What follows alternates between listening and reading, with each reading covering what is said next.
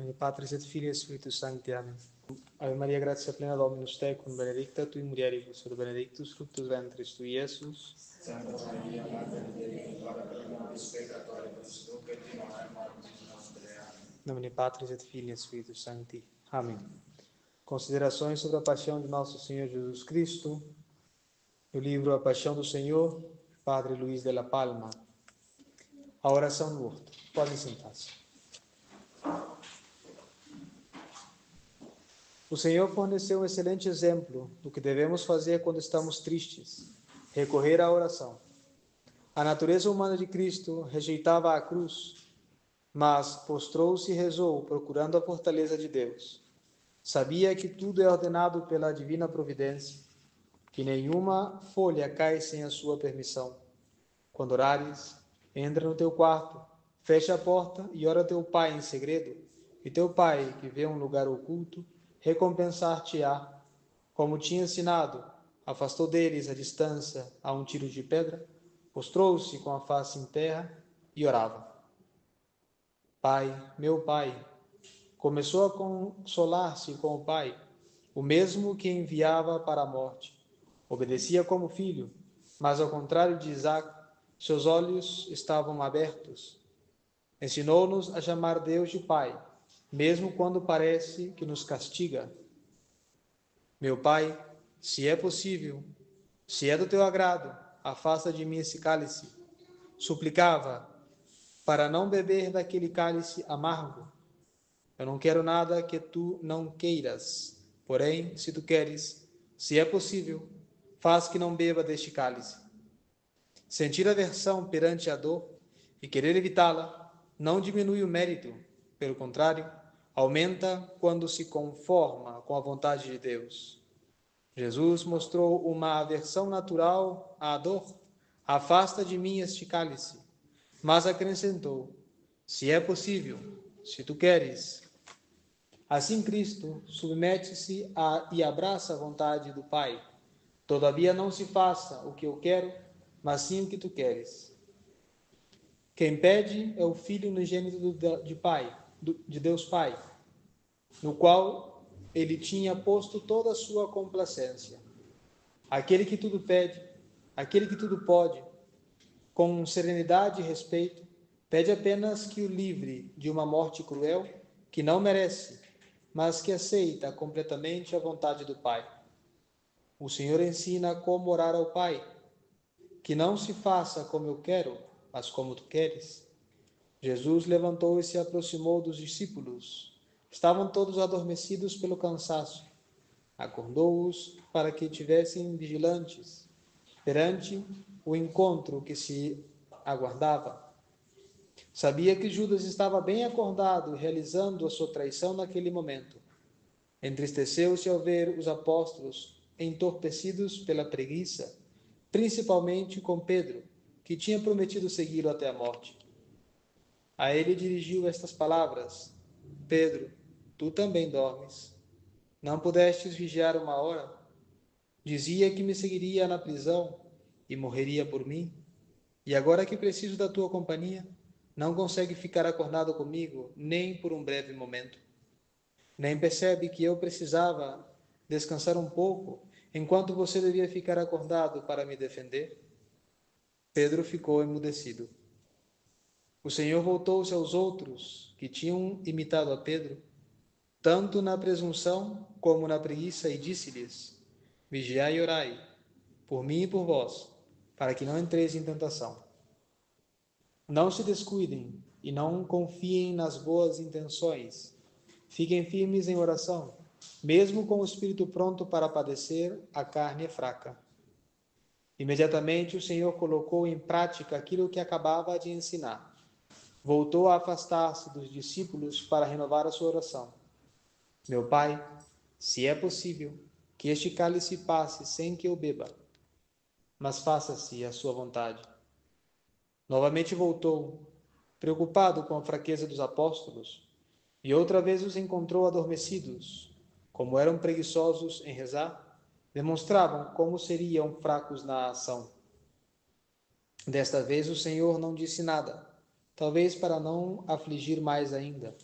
Tinha-os repreendido uma vez, não queria embaraçá-los novamente. A vergonha era tamanha que não sabia o que dizer. Também nós não sabemos o que responder ao Senhor pela pouca companhia que fazemos na sua paixão. Ficamos com os olhos pesados, com sono, de tanto olhar para o que nos afasta de Deus. Novamente nos deixou e pela terceira vez foi orar. Pronunciou as mesmas palavras. Quando estamos tristes e oprimidos, não são necessárias palavras novas para dirigir preces a Deus. Bastam as mesmas, repetidas vezes, para que o Senhor escute. Persevera na oração, bate a porta, que ela se abrirá. As gotas de sangue. São Lucas conta que era grande a agonia do Senhor nesta terceira volta. Agonia significa estado de transição que perece a morte. Espaço de tempo que dura este estado, luta, sofrimento, amargura. Cristo lutava dentro de si. Por um lado estava a natureza humana, que rejeitava esta morte. Do outro, a natureza divina, que desejava obedecer o mandato de Deus Pai. O Espírito lutava contra a carne e animava-o a aceitar o martírio. Nesta batalha, o Senhor rezou com mais fervor e oração que outras vezes, e a oração foi longa.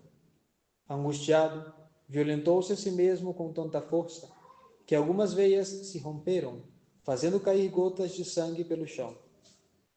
Não suou sangue por medo, mas pelo esforço imenso em obedecer plenamente à vontade de Deus.